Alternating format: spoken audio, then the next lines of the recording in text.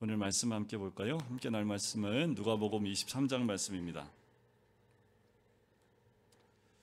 누가복음 23장 34절 말씀인데요. 두 번째 줄까지만 읽도록 하겠습니다. 우리 같이 한번 읽도록 하겠습니다. 시작. 이에 예수께서 이르시되 아버지 저들을 사하여 주옵소서. 자기들이 하는 것을 알지 못함이니이다. 아멘. 한 사람의 인생을 마무리할 때 마지막 한마디를 우린 유언이라고 이야기를 하지요. 마지막 그 한마디가 어쩌면 그 사람이 살아왔던 인생을 한마디로 정리할 수 있는 그런 말들이 아닐까라는 생각이 듭니다. 우리 예수님한테는 유언이라는 말이 어울리진 않죠. 왜냐하면 죽음을 이기시고 부활하셨기 때문에 유언이란 말이 적합하진 않겠지요. 이 땅에 살았던 많은 사람들의 그 마지막 마디를 보면 그 사람의 삶이 어땠는지를 돌이켜볼 수 있습니다. 우리 철학자였던 소크라테스는 마지막 마디가 이런 말을 했답니다. 아크리톤 아스클레피오스에게 닭 한 마리 빚진 것이 있으니 꼭 갚아주게나 라는 말을 마지막에 했대요. 이 말은 또 유명한 말이었다고 하는데 제가 말씀을 준비해서 처음 봤거든요.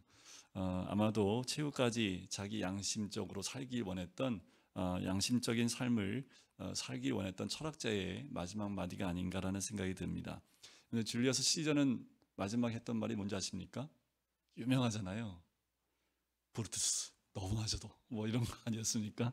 왜 이런 말을 남겼을까요? 권력을 위해 싸웠던 그가 권력의 배신으로 마무리되는 순간이었기 때문에 마지막에 믿었던 그 사람에게 배신당하면서 너까지도 너도 하면서 마지막 말을 남겼다고 합니다.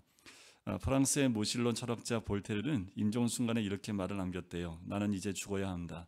나는 하나님과 사람에게 버림을 받았다 라고 고백을 했답니다.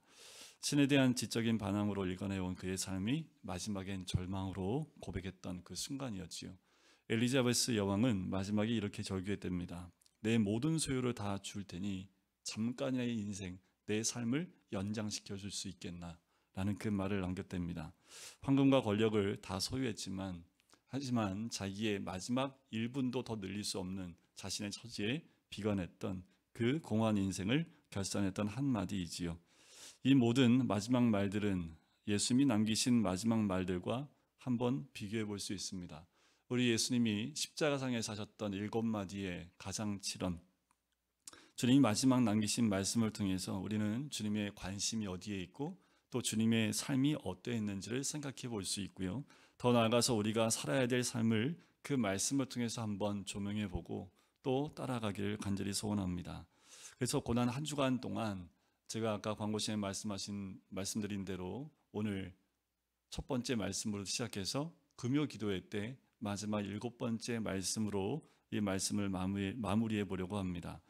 가장칠언 가운데 첫 번째 말씀은 오늘 읽었던 말씀이지요. 아버지 저들을 사하여 주옵소서. 자기들이 하는 것을 알지 못하니이다.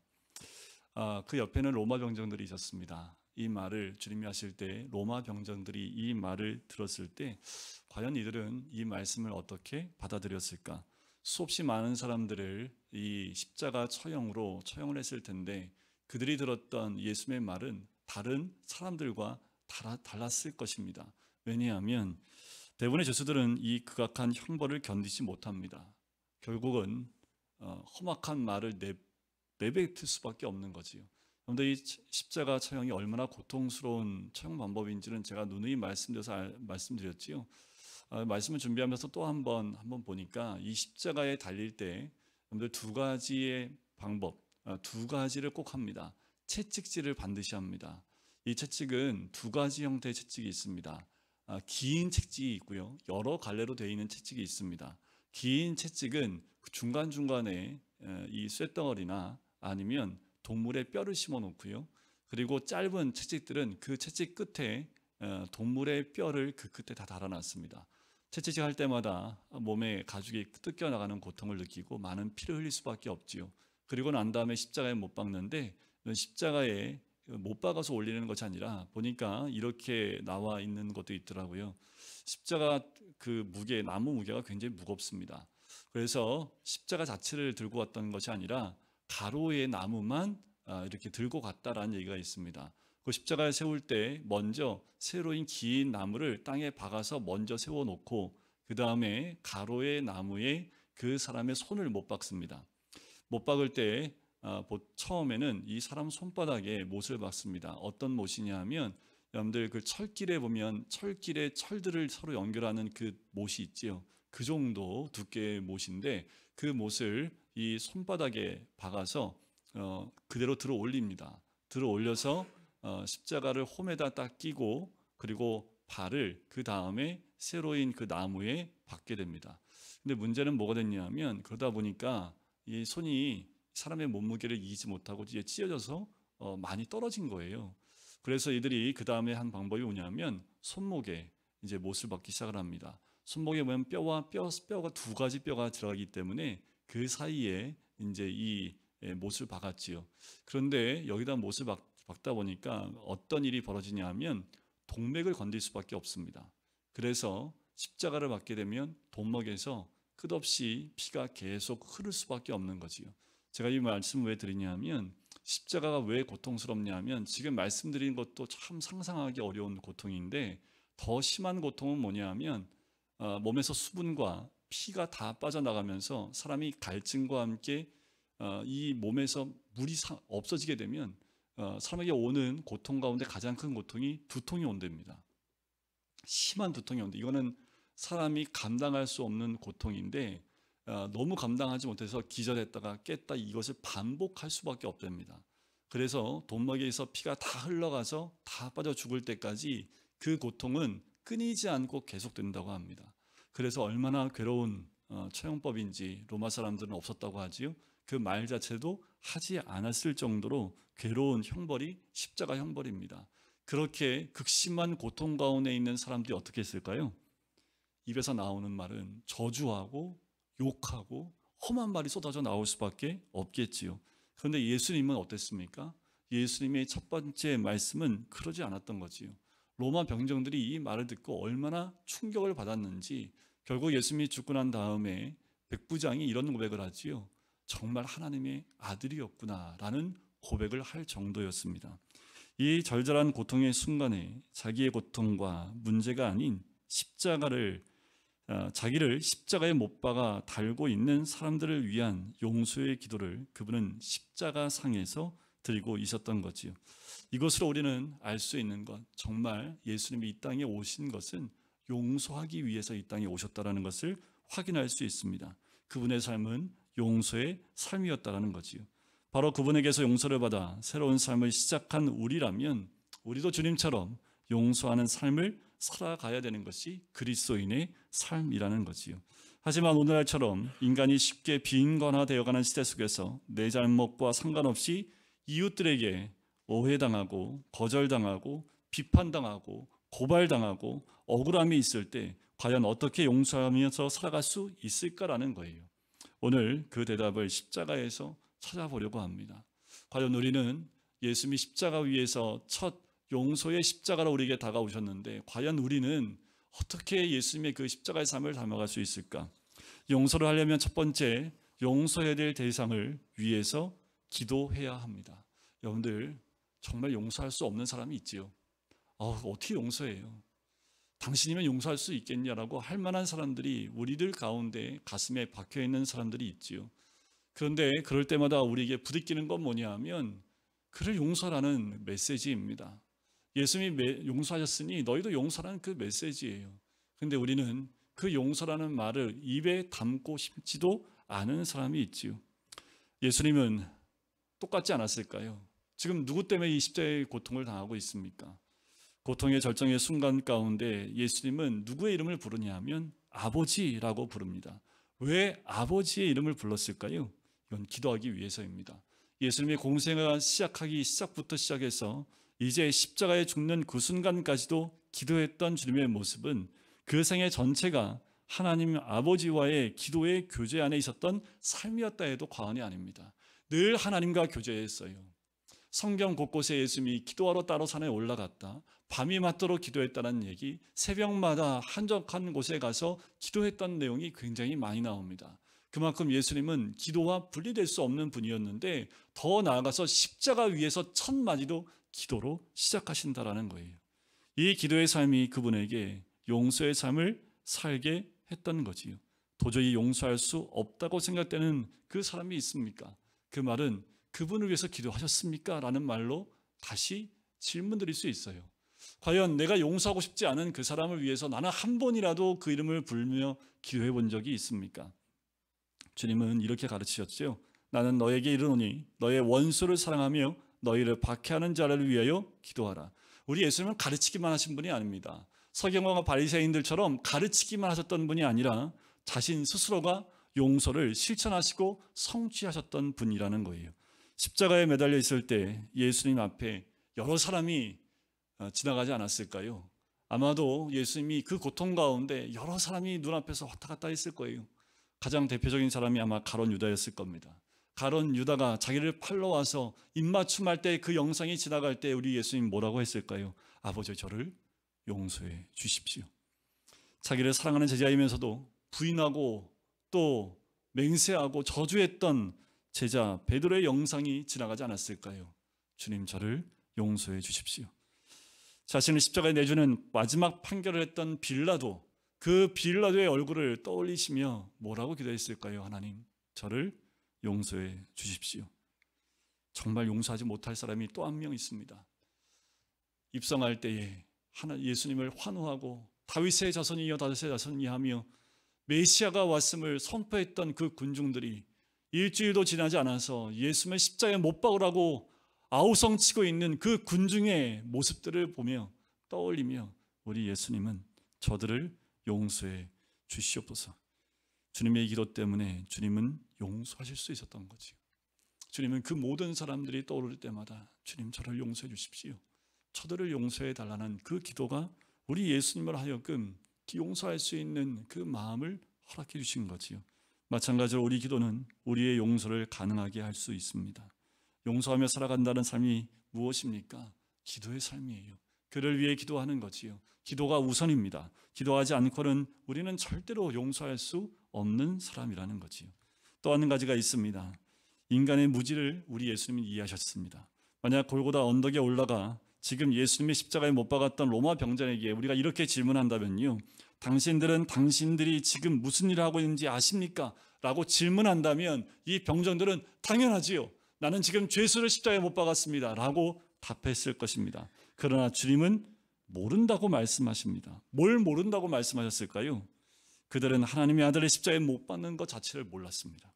그리고 못 박는 그분이 얼마나 영광스러운 메시아인지도 알지 못했고 십자가에 왜 못 박아야 되는지도 그들은 알지 못했습니다. 만약 그들이 알았다면 그들 손으로 십자가에 못 박겠습니까? 그러니 주님이 그들을 위해 기도할 수밖에 없지요. 그들이 하는 일을 알지 못한다라는 겁니다. 사도 바울은 이렇게 얘기하지요. 만일 알았더라면 영광의 주를 십자가에 못 박지 아니하였으리라. 사도 베드로는 형제들아 너희가 알지 못하여서 그리하였으며 너희 관리들도 그리한 줄 아노라. 몰랐을까요 진짜? 그들이 예수님의 십자가에 못 박는데 던져놨을 때 그들이 몰라서 그랬을까요? 메시아인지 몰라서 그랬을까요? 그들은 인간의 허물과 죄를 담당하고 구원하시기 위해서 지금 그 십자가에 달리시는 그분의 사랑을 알았을까요? 그걸 알았다면 못 박지 못했을 겁니다. 그들은 메시아를 못 박은 건 알지 모르지만 진짜 모르는 것은 바로 십자가에 달리시는 우리 주님의 사랑이지요. 아버지 저들을 사하여 주옵소서. 자기들이 하는 것을 알지 못함이니이다. 여러분 어쩌면 지금도 우리 주님은 우리를 위해 기도하시는 것 같아요. 저들은 자기들이 하는 것을 알지 못함이니이다. 그들이 몰랐다는 이 무지가 그들을 정당화할 수는 없지요. 하지만 그들을 용서하는데 그들의 무지를 이해하는 것이 시작점이 될 수도 있습니다. 죄인이기 때문에, 인간이기 때문에 그렇게밖에 할 수 없었던 것을 이해하는 거지요. 이 모든 사건에서 그들의 지식이 제한되어 있다는 죄인의 무지를, 그리고 인간의 무지를 주님은 이해해 주셨습니다. 여러분들 우리의 이웃들의 잘못을 정당화시킬 필요는 없습니다. 그들의 잘못, 죄에 대해서 정당화시키라는 말은 아닙니다. 하지만 그들의 무지 때문에 별 수 없이 행하는 그 잘못을 이해할 수는 있지요. 이해는 우리가 이웃을 용서하는 중요한 기초가 되기도 합니다.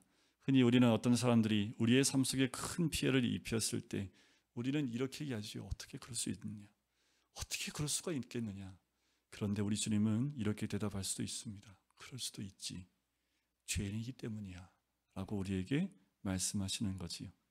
잘못 자체를 인정하는 것은 아니지만 그럴 수밖에 없는 인간의 죄와 그 무지에 빠져있는 그 연약함과 연약성을 이해하시는 말씀 아니겠습니까? 아버지, 저들을 사하여 주옵소서. 자기들이 하는 것을 알지 못함이니이다. 그렇기에 주님은 그들을 용서하는 기도를 하실 수 있었던 거지요. 세 번째로 하나님의 말씀에 순종하고자 해야 했습니다. 자, 예수님이 십자가에서 용서의 기도를 드린 이 사건은 사실상 구약에 있는 예언의 말씀을 성취하는 말씀입니다. 우리가 이미 알듯이 예수님이 이 땅에 오시는 것도 구약의 말씀을 성취하는 거였지요.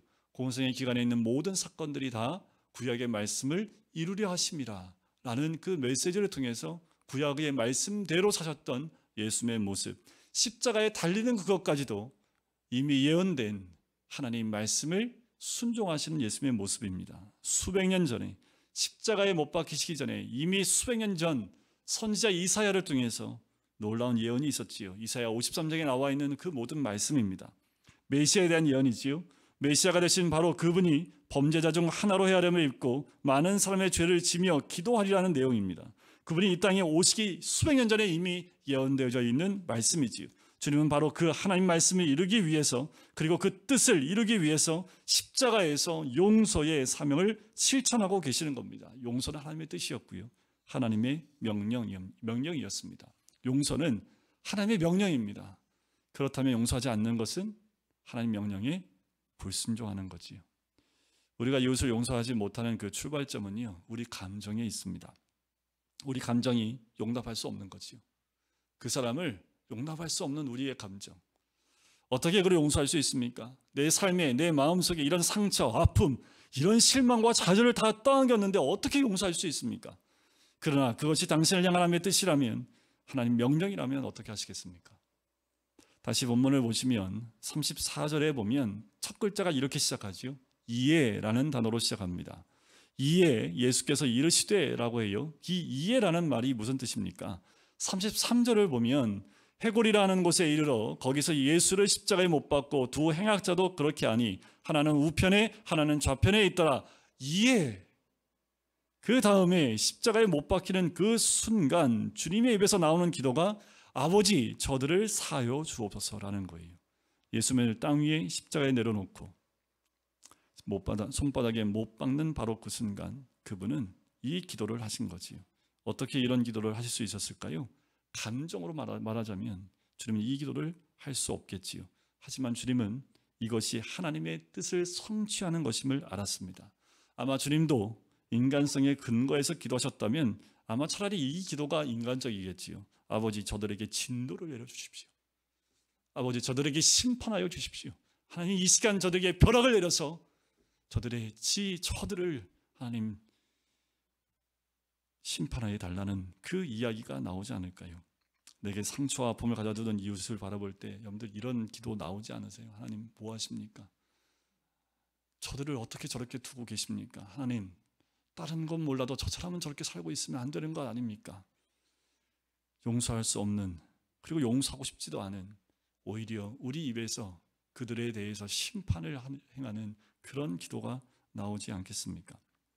그 이유는 바로 우리에게 큰 아픔과 괴로움을 준 사람이 있기 때문에 어떻게 용서할 수 있겠습니까?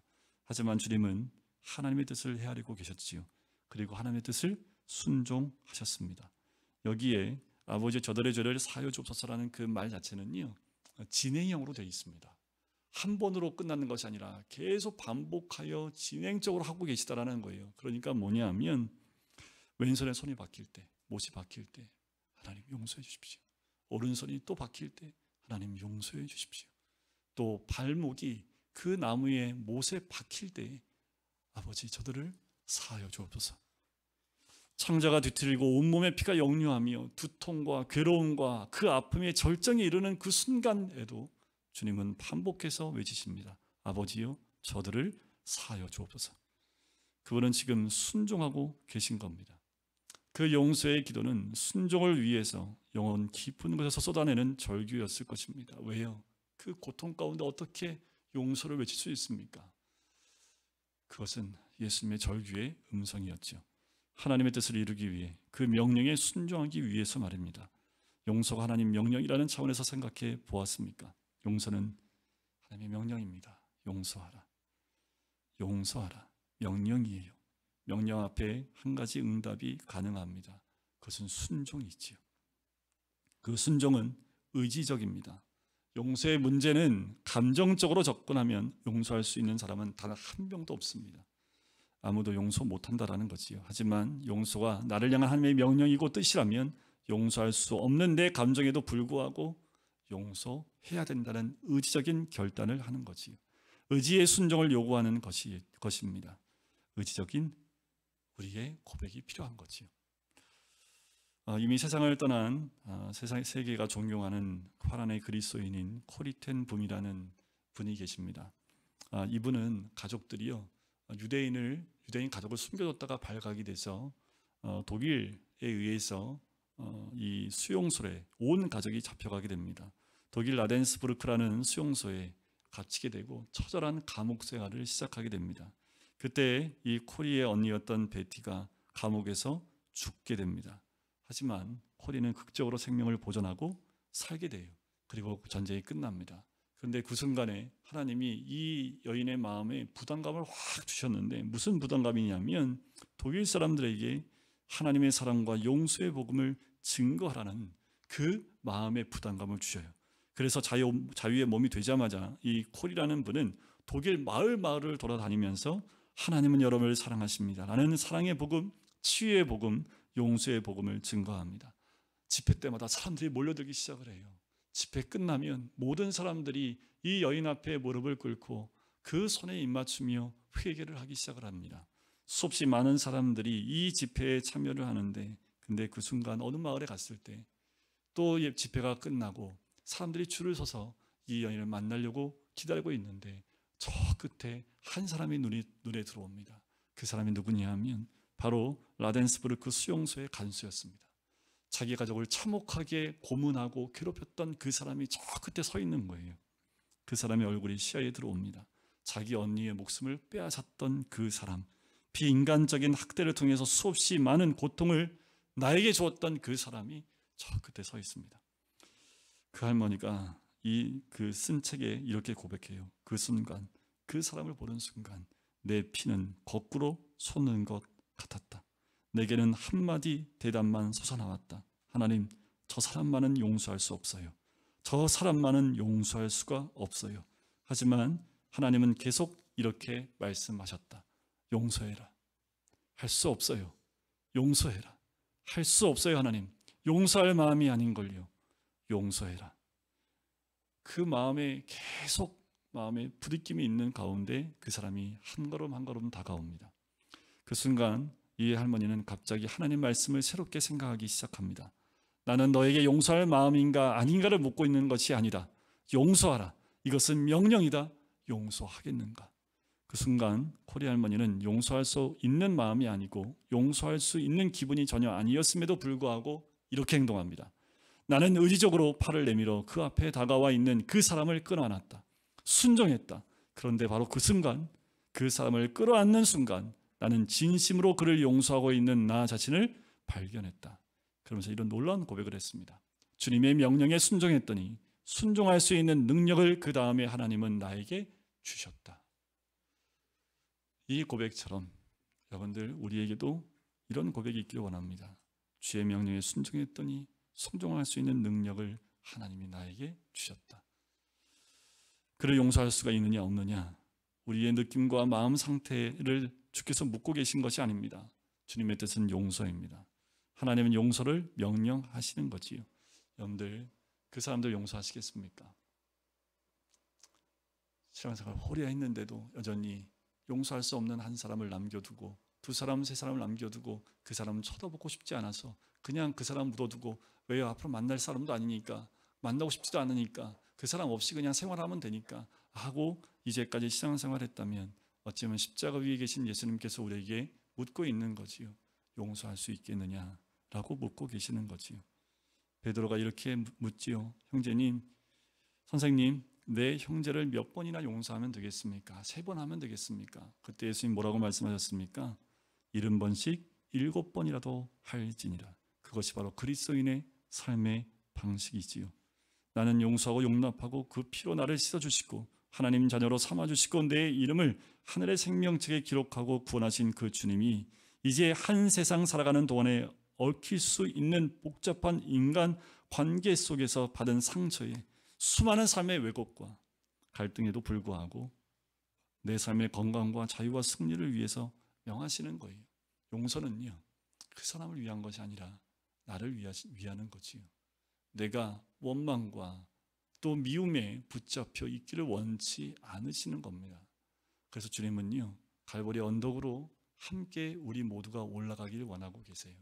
이번 한 주간 동안 여러분 힘들겠지만 주님의 십자가를 지고 함께 올라가시지 않겠습니까? 그리고 십자가에 올라가면 처음으로 우리에게 도전하시는 말씀이 용서하지 않겠니? 라는 말씀입니다. 여러분, 이번 한 주간 동안 내가 이제껏 용서할 수 없었던 그 사람을 위해서 기도하십시오. 그가 그것이 죄인 줄 알았다면 그렇지 못했을 거라고 이해해 주십시오. 그리고 순종한다면 용서의 마음을 주실 것을 믿고 순종하시고 용서하시길 주의 이름을 간절히 축원드립니다. 주님의 명령이지요. 용서하라. 아버지요, 저들을 사하여 주옵소서. 자기들이 하는 것을 알지 못함이니이다. 이번 한 주간 동안 그렇게 주님의 십자가에서 함께 동행하시는 우리 모든 성도님 되시기를 주님의 이름으로 간절히 축원드립니다.